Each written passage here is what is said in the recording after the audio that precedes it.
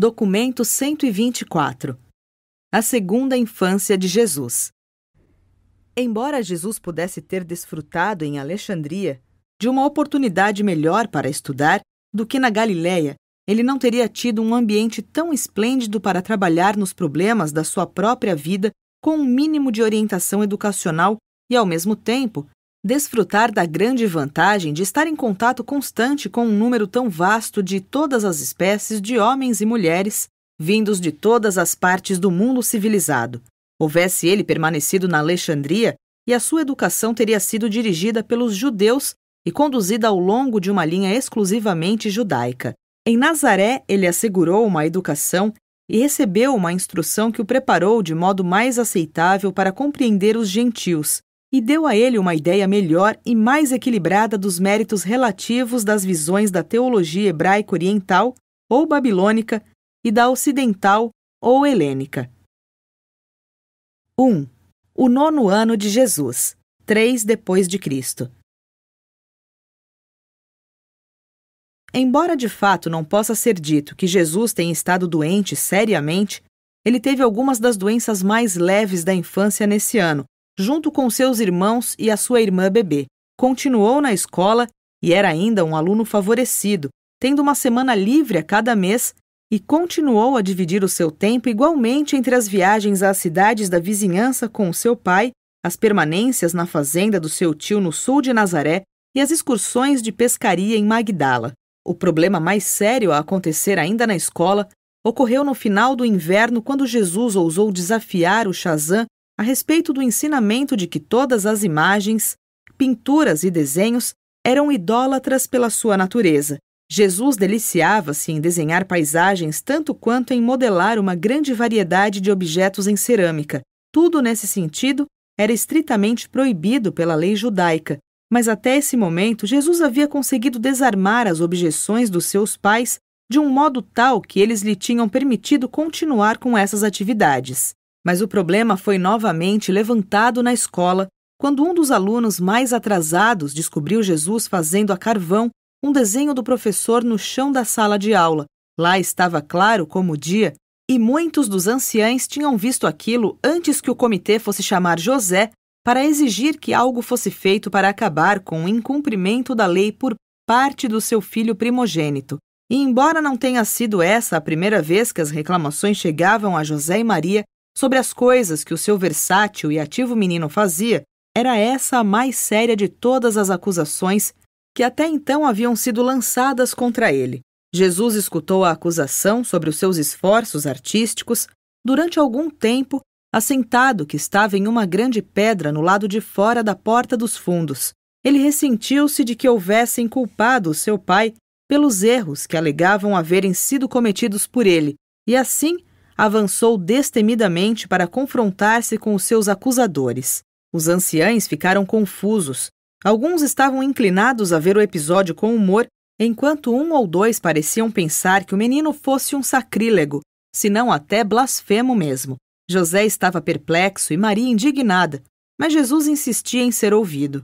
E ele teve a palavra e corajosamente defendeu o seu ponto de vista com o consumado e amplo autocontrole e anunciou que se conformaria à decisão do seu pai nesta, como em todas as outras questões controvertidas. E o comitê dos anciães partiu em silêncio. Maria fez um esforço para influenciar José a permitir que Jesus modelasse a argila em casa, desde que ele prometesse não fazer nenhuma dessas atividades questionáveis na escola, mas José sentia-se compelido a impor que a interpretação rabínica do segundo mandamento devesse prevalecer. E assim Jesus não mais desenhou nem modelou a semelhança de nada, daquele dia em diante, durante todo o tempo em que viveu na casa do seu pai. Mas ele não estava convencido de que aquilo que havia feito era errado, e abandonar esse passatempo favorito constituiu-se em uma das maiores provações da sua vida de jovem. Na segunda metade de junho, Jesus, na companhia do seu pai, pela primeira vez escalou o cume do Monte Tabor. Era um dia claro e a vista estupenda. Parecia a este garoto de 9 anos que estava realmente contemplando o mundo inteiro, exceto a Índia, a África e Roma. Marta, a segunda irmã de Jesus, nasceu em uma quinta-feira à noite, 13 de setembro. 3 semanas depois da chegada de Marta, José, que estivera em casa por um certo período, iniciou a construção de uma extensão da casa, uma combinação de oficina e de quarto de dormir. Uma pequena bancada de trabalho foi construída para Jesus e, pela primeira vez, ele teve ferramentas que lhe pertenciam. Nas horas vagas, durante muitos anos ele trabalhou nessa bancada e tornou-se altamente perito em fazer juntas. Esse inverno e o próximo foram por muitas décadas os mais frios em Nazaré. Jesus tinha visto a neve nas montanhas e muitas vezes ela havia caído em Nazaré, permanecendo no chão apenas por pouco tempo, mas antes desse inverno ele jamais tinha visto o gelo. O fato de que a água podia ser um sólido, um líquido e um vapor, e tanto havia ele já ponderado sobre o vapor a escapar das panelas ferventes, levou o pequeno a pensar bastante sobre o mundo físico e a sua constituição. E todavia a personalidade corporificada nesse jovem em crescimento era durante todo esse tempo a do verdadeiro Criador e organizador de todas essas coisas em todo um vastíssimo universo. O clima de Nazaré não era severo. Janeiro era o mês mais frio, a temperatura média girando em torno de 10 graus. Durante o mês de julho e agosto, os meses mais quentes, a temperatura variava entre 24 e 32 graus Celsius. Das montanhas até o Jordão e o Vale do Mar Morto, o clima da Palestina variava desde o frígido até o tórrido.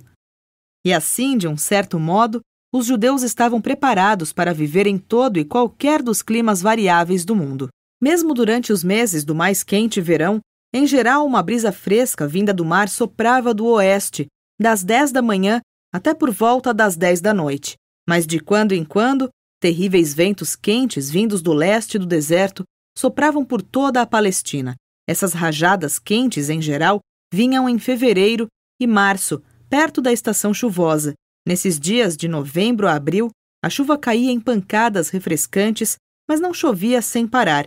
Havia apenas 2 estações na Palestina, o verão e o inverno, a estação seca e a estação chuvosa. Em janeiro, as flores começavam a florescer e no fim de abril, toda a terra era um vasto jardim florido. Em maio desse ano, na fazenda do seu tio, pela primeira vez, Jesus ajudou na colheita dos cereais.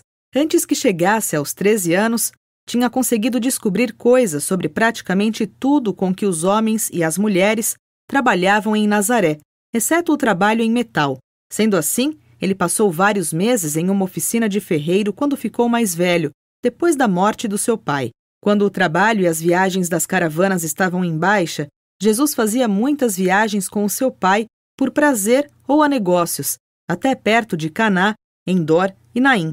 Mesmo sendo um menino, ele visitava Séforis frequentemente, a apenas pouco mais de 5 quilômetros a noroeste de Nazaré, e que fora, do ano 4 a.C.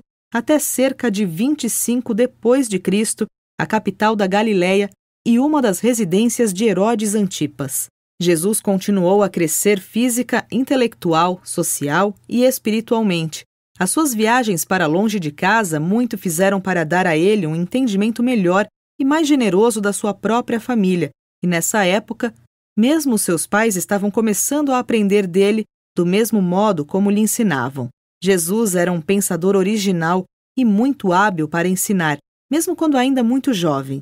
Ele entrava em constante desacordo com a chamada lei transmitida oralmente, mas sempre procurou adaptar-se às práticas da sua família. Dava-se bastante bem com as crianças da sua idade, mas frequentemente ficava desencorajado com a lentidão das suas mentes. Antes de ter 10 anos de idade, ele havia se transformado no líder de um grupo de 7 garotos que constituíram uma sociedade para a promoção dos quesitos do amadurecimento físico, intelectual e religioso. Entre esses meninos, Jesus teve êxito em introduzir muitos novos jogos e vários métodos aperfeiçoados de recreação física. 2. O 10º ano, 4 depois de Cristo. Era o primeiro sábado do mês, 5 de julho, quando Jesus, enquanto passeava com o seu pai pelos campos no interior, pela primeira vez deu expressão aos sentimentos e ideias que indicavam que ele estava tornando-se autoconsciente da natureza inusitada da missão da sua vida, José escutou atento as palavras importantes do seu filho e poucos comentários fez, não contribuindo com nenhuma informação. No dia seguinte, Jesus teve uma conversa semelhante, mas mais longa, com a sua mãe. Maria, do mesmo modo, escutou os pronunciamentos do garoto, mas também ela não quis adiantar nenhuma informação. Quase 2 anos depois é que Jesus novamente falou aos seus pais sobre a revelação que crescia dentro da sua própria consciência a respeito da natureza da sua personalidade e do caráter da sua missão na Terra. Ele entrou na escola adiantada da sinagoga em agosto. Na escola estava constantemente gerando impasses com as perguntas que continuava fazendo, e cada vez mais Jesus mantinha toda a Nazaré em uma espécie de efervescência. Aos seus pais repugnava a ideia de proibir que ele fizesse esses questionamentos inquietantes, e o seu professor principal estava bastante intrigado com a curiosidade do jovem, o seu discernimento interior e sua fome de conhecimento. Os companheiros de Jesus nada viam de sobrenatural na sua conduta. Pela maioria dos seus modos, ele era exatamente como eles. O seu interesse nos estudos era de um certo modo acima do normal, mas não inteiramente inusitado. Na escola, ele fazia mais perguntas do que os outros na sala de aula. Talvez a sua característica mais incomum e destacada fosse a sua pouca disposição de lutar pelos direitos próprios. Como ele era um garoto tão bem desenvolvido para a idade, parecia estranho aos seus companheiros que ele não estivesse inclinado a defender-se sequer das injustiças, nem quando submetido a abuso pessoal.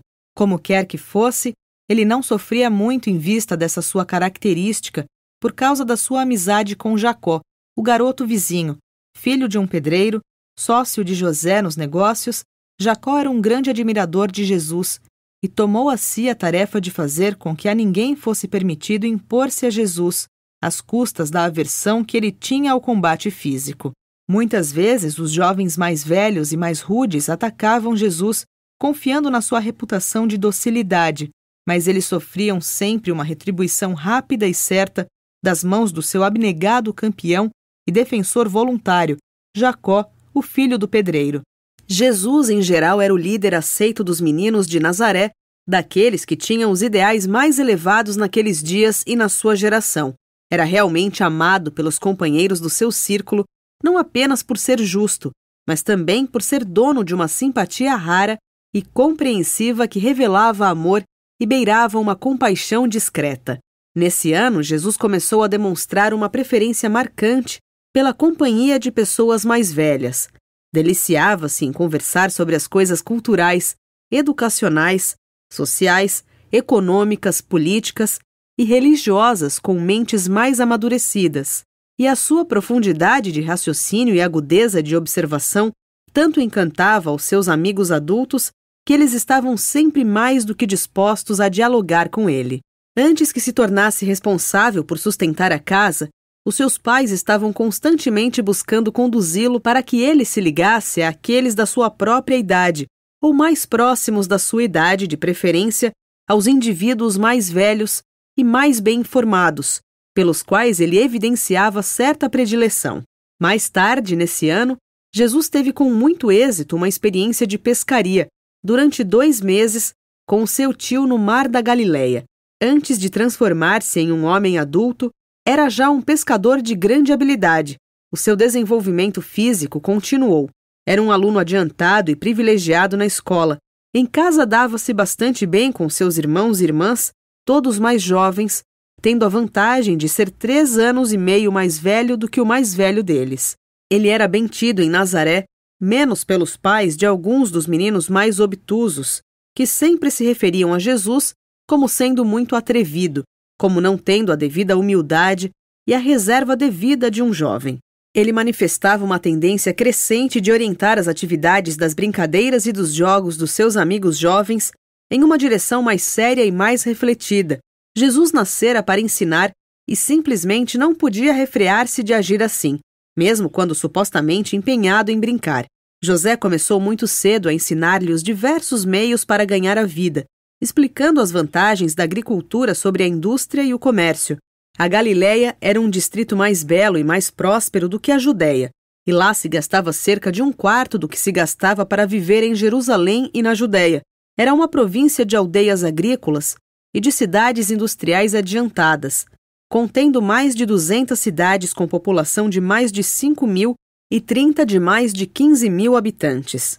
Quando da sua primeira viagem com seu pai, feita para observar a indústria de pesca no lago da Galileia, Jesus havia acabado de se decidir por ser um pescador, mas a convivência estreita com a vocação do seu pai o levou mais tarde a tornar-se carpinteiro, enquanto mais tarde ainda, uma combinação de influências levou-o à escolha final por tornar-se o instrutor religioso de uma nova ordem de coisas.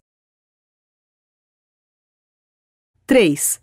O 11º ano, 5 depois de Cristo. Durante esse ano, Jesus continuou fazendo viagens para longe de casa com o seu pai, mas também visitava frequentemente a fazenda do seu tio e, ocasionalmente, ia a Magdala para sair em pescaria com o tio que morava perto daquela cidade. José e Maria muitas vezes se viram tentados a demonstrar algum favoritismo especial por Jesus ou a revelar o conhecimento de que ele era uma criança prometida, um filho do destino, mas ambos sempre comportaram-se de modo extraordinariamente sábio e sagaz em relação a todas essas questões. Nas poucas vezes que de qualquer modo demonstraram alguma preferência por ele, mesmo no mais leve grau, o jovem foi logo rejeitando tal consideração especial. Jesus passava um tempo considerável na loja de suprimentos para caravanas e, assim conversando com os viajantes de todas as partes do mundo, acumulou um volume incrível de informações sobre assuntos internacionais, considerando a sua idade. Esse foi o último ano no qual ele desfrutou de bastante tempo livre para as alegrias da juventude. Dessa época em diante, as dificuldades e responsabilidades multiplicaram-se rapidamente na vida desse jovem. À noite, na quarta-feira, 24 de junho do ano 5 depois de Cristo, nasceu Judá. O nascimento dessa criança, a 7ª, acarretou complicações. Durante várias semanas, Maria ficou tão doente que José permaneceu em casa. Jesus ficou muito ocupado cuidando das tarefas do seu pai e dos muitos deveres ocasionados pela doença séria da sua mãe. Nunca mais a esse jovem foi possível voltar à atitude juvenil dos seus anos anteriores. Desde o tempo da doença da sua mãe, pouco antes dele fazer 11 anos de idade, ele havia sido compelido a assumir as responsabilidades de primogênito. Assim, foi levado a fazê-lo 1 ou 2 anos antes que essas cargas caíssem normalmente sobre os seus ombros. O Shazam, a cada semana, passava uma noite com Jesus, ajudando-o a aprofundar o seu domínio das escrituras hebraicas, e mantinha-se muito interessado no progresso do seu aluno, que era uma promessa, e assim estava disposto a ajudá-lo de muitos modos. Esse pedagogo judeu exerceu uma grande influência sobre aquela mente em crescimento, mas nunca foi capaz de compreender por que Jesus ficava tão indiferente a todas as suas sugestões concernentes ao projeto de ir para Jerusalém e continuar a sua educação com os doutos rabinos. Em meados do mês de maio, o jovem acompanhou seu pai em uma viagem de negócios a Citópolis, a principal cidade grega da Decápolis, a antiga cidade hebraica de Bet-Sean. No caminho, José contou grande parte da antiga história do rei Saul, dos filisteus e dos eventos subsequentes da história turbulenta de Israel. Jesus ficou tremendamente impressionado com a aparência de limpeza e de ordem dessa cidade tida como pagã, maravilhou-se com o teatro a céu aberto e admirou-se com a beleza do templo de mármore dedicado à adoração dos deuses pagãos. José ficou bastante perturbado com o entusiasmo do jovem e tentou contrabalançar essas impressões favoráveis, exaltando a beleza e a grandeza do templo judeu de Jerusalém. Da montanha de Nazaré, muitas vezes Jesus havia contemplado com curiosidade essa magnífica cidade grega e tantas vezes perguntara sobre os seus extensos edifícios públicos ornados. O seu pai, todavia, sempre procurara evitar responder a tais perguntas. Agora estavam face a face com as belezas dessa cidade gentia, e José não podia ignorar gratuitamente as perguntas de Jesus. E aconteceu que os jogos competitivos anuais, exatamente naquele momento, estavam em andamento, bem como as demonstrações de preparo físico entre as cidades gregas de Decápolis, no anfiteatro de Citópolis, e Jesus insistiu para que o seu pai o levasse para ver os jogos, e foi tão insistente que José hesitou em negar-lhe aquilo. O jovem ficou entusiasmado com os jogos e entrou sinceramente no espírito das demonstrações do desenvolvimento físico e da habilidade atlética. José ficou inexplicavelmente chocado de ver o entusiasmo do seu filho diante daquelas exibições de vaidade pagã. Depois que os jogos terminaram, José tomou-se da maior surpresa da sua vida quando ouviu Jesus expressar a sua aprovação a eles e sugerir que seria bom para os jovens de Nazaré caso pudessem ser beneficiados de tal modo por aquelas atividades físicas ao ar livre. José falou honesta e longamente com Jesus sobre a natureza má de tais práticas, mas ele sabia que o filho não se convencera.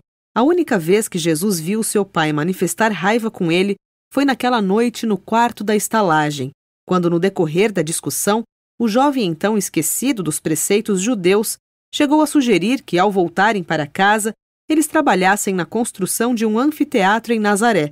Quando José ouviu o seu primogênito expressando sentimentos tão pouco judaicos, esqueceu o seu comportamento calmo de costume e, tomando Jesus pelo ombro, furiosamente exclamou: "Meu filho, que eu não ouça nunca mais você exprimir um pensamento tão mau enquanto você viver." Jesus ficou assustado com aquela demonstração de emoção feita pelo seu pai. Nunca antes tinha sido levado a sentir a indignação pessoal do seu pai e ficara atônito e chocado mais do que era possível exprimir, e apenas respondeu: "Está bem, meu pai. Assim será." E nunca mais o jovem fez a mais leve alusão de qualquer modo aos jogos e outras atividades atléticas dos gregos, enquanto seu pai viveu. Posteriormente, Jesus viu o anfiteatro grego em Jerusalém e ficou sabendo o quanto essas coisas podem ser odiosas do ponto de vista judaico. Porém, durante a sua vida, esforçou-se para introduzir a ideia da recreação saudável nos seus planos pessoais, e até onde a prática judaica permitiu, no programa de atividades regulares dos seus 12 apóstolos. Ao final desse 11º ano de vida, Jesus era um jovem vigoroso, bem desenvolvido, moderadamente bem-humorado e bastante alegre, mas desse ano em diante, ele tornava-se mais dado a períodos peculiares de profunda meditação e contemplação circunspecta. Era hábito pensar sobre como devia encarar as obrigações para com a sua família e, ao mesmo tempo, ser obediente ao chamado da sua missão para com o mundo. E então Jesus já concebia que o seu ministério não deveria se limitar a melhorar o povo judeu. 4. O 12º ano. 6 depois de Cristo. Esse foi um ano cheio de acontecimentos na sua vida. Jesus continuou a fazer progressos na escola e foi infatigável no seu estudo da natureza, e cada vez mais firmemente prosseguia nos seus estudos dos métodos pelos quais o homem ganha a vida. Começou a fazer um trabalho regular na carpintaria de casa e lhe foi permitido administrar os seus próprios ganhos, um arranjo muito inusitado para uma família judia. Nesse ano também aprendeu como é sábio manter esses assuntos como um segredo de família. Estava tornando-se consciente de que tinha causado problemas na cidade e doravante tornar-se-ia cada vez mais discreto, guardando segredo sobre tudo o que pudesse levá-lo a ser considerado como diferente dos seus companheiros. Durante esse ano ele vivenciou muitos períodos de incerteza, para não dizer de dúvida real, a respeito da natureza da sua missão. A sua mente humana, em desenvolvimento natural, ainda não captava plenamente a realidade da sua natureza dual. O fato de que tivesse uma única personalidade tornava difícil para sua consciência reconhecer a dupla origem dos fatores que compunham a natureza ligada àquela mesma personalidade. Dessa época em diante, ele teve mais êxito em lidar com seus irmãos e irmãs, cada vez com mais tato, era sempre mais compassivo e atento ao bem-estar e à felicidade deles, e manteve sempre um bom relacionamento com todos, até o começo da sua ministração pública.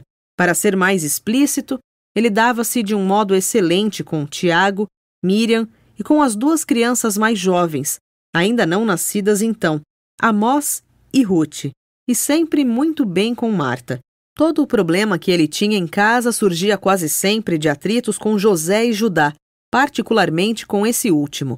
Foi uma experiência de provação para José e Maria realizar a formação dessa combinação sem precedentes de divindade e de humanidade, e ambos merecem um grande crédito por desincumbirem-se de tão fielmente e com tanto sucesso das suas responsabilidades de progenitores. Os pais de Jesus iam compreendendo cada vez mais que havia algo de supra-humano residindo neste seu filho mais velho, mas eles nunca, sequer de longe, sonhariam que esse filho de promessa era de fato e, na verdade, o Criador verdadeiro deste universo local de coisas e de seres. José e Maria viveram e morreram sem jamais saber que o seu filho Jesus realmente era o Criador do universo, encarnado na carne mortal. Nesse ano, Jesus deu mais atenção do que nunca à música e continuou a ensinar aos seus irmãos e irmãs na escola de casa. E foi por volta dessa época que o jovem tornou-se mais claramente consciente da diferença entre os pontos de vista de José e Maria a respeito da natureza da sua missão. Ele ponderava muito sobre as opiniões divergentes dos seus pais, muitas vezes ao ouvir as suas discussões, quando eles julgavam que ele estava imerso em um profundo sono. Mais e mais se inclinava para a visão do seu pai, de um tal modo que a sua mãe estava destinada a sensibilizar-se com a percepção de que o seu filho estivesse gradualmente rejeitando a sua orientação para as questões que tinham a ver com a carreira da sua vida. E à medida que os anos passaram, essa lacuna de compreensão ampliou-se. Cada vez menos Maria compreendia o significado da missão de Jesus e, crescentemente, essa boa mãe ressentia-se com o fato de que o seu filho favorito não correspondesse às expectativas acalentadas por ela. José alimentava uma crença cada vez maior na natureza espiritual da missão de Jesus. E à parte outras razões mais importantes, parece uma pena de fato que ele não pudesse ter vivido para ver o cumprimento da sua noção do que era a auto-outorga de Jesus na terra. Durante o seu último ano na escola, quando tinha 12 anos de idade, Jesus contestou perante o seu pai o costume judeu de tocar o pedaço de pergaminho pregado no portal todas as vezes que se entra ou que se sai da casa, em seguida sempre beijando o dedo que tocou o pergaminho. Como uma parte desse ritual, era costumeiro dizer: "O Senhor preservará o nosso sair e o nosso entrar, desta vez em diante e para sempre." José e Maria tinham reiteradamente instruído a Jesus quanto às razões para não fazer imagens ou desenhar figuras, explicando que essas criações poderiam ser usadas com propósitos idólatras. Embora Jesus não compreendesse inteiramente as proscrições contra as imagens e figuras, ele possuía um alto conceito do que é a consistência lógica, e assim sendo, ele destacou para o seu pai a natureza essencialmente idólatra dessa obediência habitual quanto ao pergaminho do portal, e José retirou o pergaminho depois que Jesus houvera assim argumentado com ele. Com o passar do tempo, Jesus fez muita coisa para modificar as práticas das formalidades religiosas dos seus pais, tais como as preces familiares e outros costumes, e foi possível fazer muitas dessas coisas em Nazaré, pois a sinagoga ali se encontrava sob a influência de uma escola liberal de rabinos representada por José, o renomado instrutor de Nazaré. Durante esse ano e os 2 seguintes, Jesus sofreu um grande desgaste mental por causa do esforço constante de ajustar a sua visão pessoal das práticas religiosas e das amenidades sociais às crenças estabelecidas dos seus pais. Ele atormentava-se com o conflito entre o desejo de ser leal às suas próprias convicções e a exortação da sua consciência ao dever de ser submisso aos seus pais, o seu conflito supremo sendo entre os 2 grandes comandos predominantes na sua mente jovem. Um era: se leal aos ditames das tuas convicções mais elevadas sobre a verdade e a retidão. O outro era: honrar o teu pai e a tua mãe, pois eles te deram a vida e te alimentaram desde então. Contudo, Jesus nunca deixou de lado a responsabilidade de fazer os ajustes cotidianos necessários entre esses domínios, o da lealdade às convicções pessoais e o do dever para com a família, e alcançou a satisfação de saber fundir de um modo cada vez mais harmonioso as convicções pessoais e as obrigações familiares em um conceito magistral de solidariedade grupal, baseado na lealdade, na justiça, na tolerância e no amor. 5. O seu 13º ano, 7 depois de Cristo. Durante esse ano, o jovem de Nazaré passou da juvenilidade para o alvorecer da sua juventude como homem. A sua voz começou a mudar e outros traços da sua mente e do seu corpo evidenciaram o estado iminente da fase de amadurecimento. No domingo à noite, 9 de janeiro do ano 7 depois de Cristo, o seu irmão Amós nasceu. Judá não tinha ainda nem 2 anos de idade e a irmã Ruth estava ainda para vir. Assim, pôde-se ver que Jesus tinha uma família bastante numerosa, de pequenas crianças, sob os seus cuidados, quando o seu pai encontrou sua morte acidental no ano seguinte. Foi por volta do meio do mês de fevereiro que Jesus teve a certeza humana de que estava destinado a cumprir na terra uma missão para a iluminação do homem e para a revelação de Deus. Decisões fundamentais combinadas a planos de longo alcance estavam sendo formulados na mente desse jovem que era, para efeitos externos, um jovem judeu dentro da média de Nazaré. A vida inteligente de todo o Nébadon contemplava fascinada e maravilhada a tudo que começava a se desenvolver no pensamento e na ação do filho do carpinteiro, agora adolescente. No primeiro dia da semana, 20 de março do ano 7 depois de Cristo, Jesus graduou-se no curso de instrução da escola local ligada à sinagoga de Nazaré. Esse era um grande dia na vida de qualquer família judaica ambiciosa, o dia em que o filho primogênito era pronunciado um filho do mandamento, e o primogênito resgatado do Senhor Deus de Israel, uma criança do Altíssimo e servo do Senhor de toda a terra. Na sexta-feira da semana anterior, José tinha retornado de Séforis, onde estivera encarregado dos trabalhos de um novo edifício público para estar presente a essa ocasião festiva. Com muita confiança, o professor de Jesus acreditava que esse diligente e aplicado aluno estivesse destinado a alguma carreira de proeminência, a alguma missão distinguida. Os decanos, não obstante todo o problema que tinham tido com as tendências inconformistas de Jesus, estavam bastante orgulhosos do jovem e tinham já começado a tecer planos para capacitá-lo a ir para Jerusalém e continuar a sua educação nas renomadas academias hebraicas.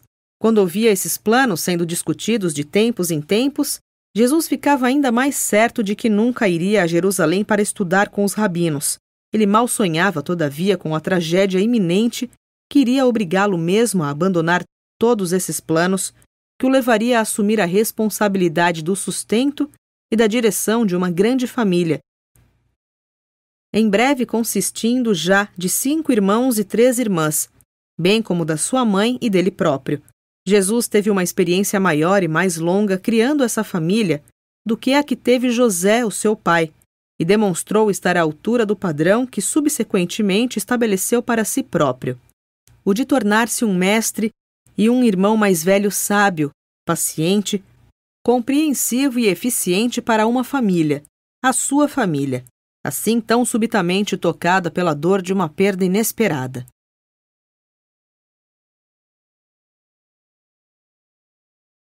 (6) A viagem a Jerusalém.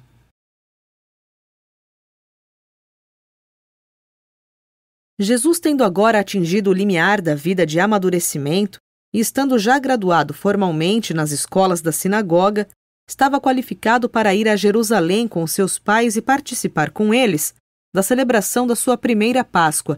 A festa da Páscoa desse ano caía em um sábado, 9 de abril do ano 7 depois de Cristo. Um grupo numeroso, 103 pessoas, preparou-se para partir de Nazaré na segunda-feira, 4 de abril pela manhã, rumo a Jerusalém. Viajaram para o sul, rumo a Samaria, mas ao chegar em Jezreel, tomaram a direção leste, rodeando a Monte Gilboa até o Vale do Jordão, para evitar passar por Samaria. José e a sua família teriam querido passar por Samaria pelo caminho do Poço de Jacó e de Betel, mas posto que os judeus desgostavam de lidar com os samaritanos, decidiram ir com os seus vizinhos pelo caminho do Vale do Jordão. O muito temido Arquelau havia sido deposto, e eles pouco tinham a temer ao levar Jesus a Jerusalém. 12 anos eram passados, desde que o primeiro Herodes havia tentado destruir a criança de Belém, e ninguém agora pensaria em associar aquele caso a esse obscuro jovem de Nazaré. Antes de chegar na encruzilhada de Jezreel, à medida que caminhavam para frente, muito em breve à esquerda, eles passaram pela antiga aldeia de Shunem, e Jesus outra vez escutou a história da virgem mais bela de todo Israel, que certa vez viveu lá, e também sobre as fantásticas obras que Eliseu havia realizado ali. Ao passar por Jezreel, os pais de Jesus contaram sobre a façanha de Ahabe e de Jezebel e sobre a bravura de Jeú. Passando ao redor do monte Gilboa, muito eles falaram sobre Saul, que tinha tirado a sua própria vida nos penhascos dessa montanha, do rei Davi e de outros acontecimentos desse local histórico. Ao passar pela periferia de Gilboa, os peregrinos puderam ver a cidade grega de Citópolis à direita. Eles olharam as estruturas de mármore à distância e não chegaram muito perto da cidade gentia para não se sujarem, pois se o fizessem, eles não poderiam participar das cerimônias solenes sagradas dessa Páscoa em Jerusalém. Maria não pôde compreender porque nem José nem Jesus falaram de Citópolis. Ela não sabia da controvérsia que tinham tido no ano anterior, pois nada revelaram a ela desse episódio. A estrada agora descia imediatamente até o Vale Tropical do Jordão, e logo Jesus colocava o seu olhar de admiração sobre o tortuoso e sempre sinuoso Jordão, com as suas águas resplandecentes e ondulantes, à medida que fluía para o Mar Morto. Eles colocaram de lado seus agasalhos enquanto viajavam para o sul nesse vale tropical, desfrutando dos campos luxuriantes de cereais e das belas oleáceas cobertas de flores rosadas, enquanto o maciço do Monte Hermon, com a sua calota de neve, levantava-se ao longe no lado norte, dominando majestosamente o vale histórico. A pouco mais de umas 3 horas de viagem, de Citópolis, eles chegaram a uma fonte borbulhante e acamparam ali durante a noite, sob o céu estrelado. No seu segundo dia de viagem, passaram por onde o Jacobe, vindo do leste, flui para o Jordão, e olhando para leste no vale desse rio, recordaram-se dos 2 dias de Gideão, quando os medianitas invadiram essa região para ocupar as suas terras. No final do segundo dia de viagem, acamparam perto da base da montanha mais alta, que domina o Vale do Jordão, o Monte Sartaba, cujo cume foi ocupado pela fortaleza alexandrina, onde Herodes manteve presa uma das suas esposas e enterrou os seus 2 filhos estrangulados. No terceiro dia, passaram por 2 aldeias que haviam sido recentemente construídas por Herodes e perceberam a sua arquitetura evoluída e os seus belos jardins de palmeiras. Ao cair da noite, alcançaram Jericó, onde permaneceram até o dia seguinte. Naquela noite, José, Maria e Jesus caminharam por cerca de 3 quilômetros até o local antigo de Jericó, onde Jóshua, cujo nome foi dado a Jesus, tinha realizado as suas renomadas façanhas de acordo com a tradição judaica. No 4º e último dia de viagem, a estrada era uma contínua procissão de peregrinos. Agora eles começavam a escalar as colinas que levavam até Jerusalém. Ao chegarem ao topo, podiam ver ao fundo e ao sul do Vale do Jordão as montanhas sobre as águas quietas do Mar Morto. Na metade do caminho até Jerusalém, Jesus pôde ver pela primeira vez o Monte das Oliveiras, a região que se integraria como uma parte subsequente da sua vida. E José indicou para ele que a cidade santa estava pouco além dessa crista, e o coração do garoto bateu mais depressa em uma antecipação da alegria que seria contemplar, em breve, a cidade e a casa do seu Pai Celeste.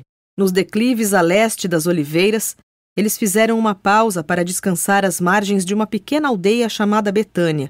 Os aldeões hospitaleiros puseram-se a oferecer os seus préstimos aos peregrinos, e aconteceu que José e a sua família haviam parado perto da casa de um certo Simão, que tinha 3 filhos com idades próximas da de Jesus, Maria, Marta e Lázaro. Eles convidaram a família de Nazaré para entrar e tomar um refresco, e então uma amizade que haveria de durar toda uma vida floresceu entre as 2 famílias. Muitas vezes, depois disso, na sua vida cheia de acontecimentos, Jesus passou por essa casa. Logo se puseram a caminho e logo chegaram ao alto do Monte das Oliveiras. E pela primeira vez, segundo a sua memória, Jesus viu a cidade santa, os palácios pretensiosos e os templos inspiradores do seu Pai. Em nenhuma época da sua vida, Jesus provou uma experiência de emoção tão puramente humana como nesta que nesse momento o tomou completamente quando ele parou ali nessa tarde de abril no Monte das Oliveiras, sorvendo a sua primeira vista de Jerusalém. E nos anos posteriores, nesse mesmo local, ele deteve-se e chorou sobre a cidade que estava a ponto de rejeitar um outro profeta, o último e o maior dos seus mestres celestes. Mas apressados, eles tomaram o caminho de Jerusalém. Agora já era quinta-feira à tarde, Ao chegar na cidade, eles passaram pelo templo e nunca Jesus havia visto uma tal multidão de seres humanos. Ele meditou profundamente sobre como esses judeus haviam se reunido ali, vindos das partes mais distantes do mundo conhecido. Pouco depois chegaram ao local previsto, onde se iriam acomodar durante a semana da Páscoa, a casa ampla de um parente abastado de Maria, o qual, por intermédio de Zacarias, conhecia algo do início da história de João e de Jesus. No dia seguinte, o dia da preparação, eles aprontaram-se para a celebração própria do sábado de Páscoa. Embora toda Jerusalém estivesse ocupada com as preparações da Páscoa, José encontrou tempo para levar o seu filho para dar uma volta e visitar a academia onde tinha sido arranjado para ele continuar a sua educação 2 anos mais tarde, tão logo alcançasse a idade necessária de 15 anos. José ficou de fato perplexo ao observar quão pequeno era o interesse evidenciado por Jesus por todos aqueles planos tão cuidadosamente elaborados. Jesus ficou profundamente impressionado com o templo e com todos os serviços e as outras atividades ligadas ao mesmo. Pela primeira vez, desde os 4 anos de idade, estava ele ocupado demais com as próprias meditações a ponto de não fazer tantas perguntas.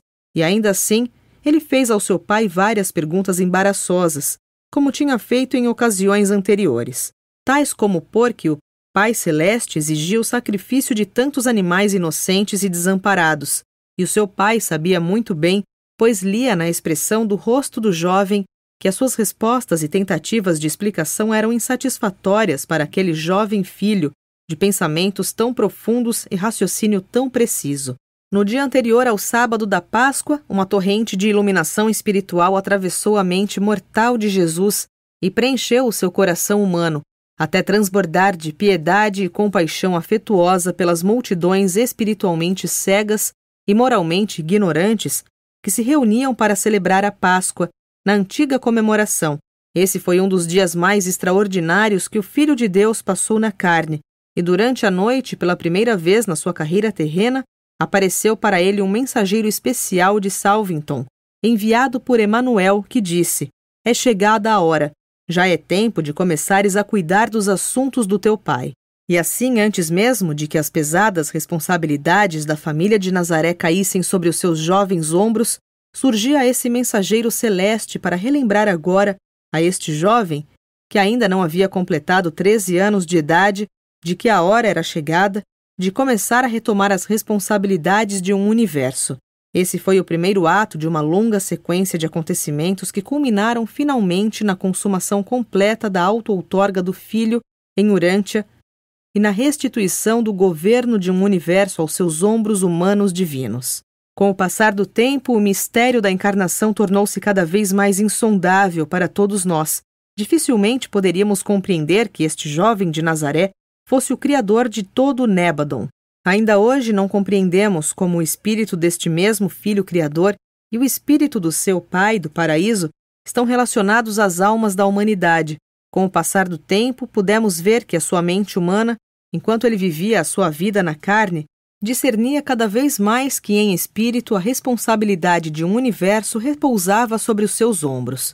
E assim termina a carreira do jovem de Nazaré, e começa a narrativa sobre o ser adolescente, o ser divino humano cada vez mais autoconsciente, que agora começa a contemplação da sua carreira no mundo, ao mesmo tempo em que luta para integrar o propósito em expansão da sua vida aos desejos dos seus pais e às suas obrigações para com a sua família e para com a sociedade do seu tempo e idade.